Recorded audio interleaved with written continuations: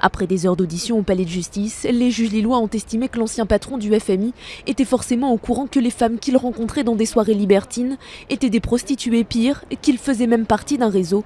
Une décision qu'ont immédiatement contesté les 3 avocats de DSK avant d'annoncer qu'ils comptaient faire appel. Il rappelle en outre ne jamais s'être rendu à l'hôtel Carlton de Lille, ce volet de l'instruction ne le concernant en aucun cas, ce que personne ne conteste.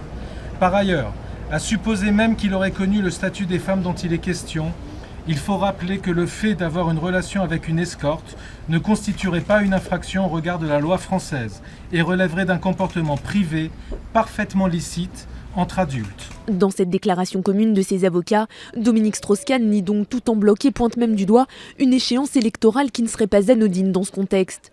Depuis plus d'1 an, depuis le début de l'instruction, 9 personnes ont été mises en examen dans ce dossier. Le procureur a interdit à DSK d'entrer en contact avec elle ou avec les témoins et parties civiles et lui a demandé de verser une caution de 100 000 €.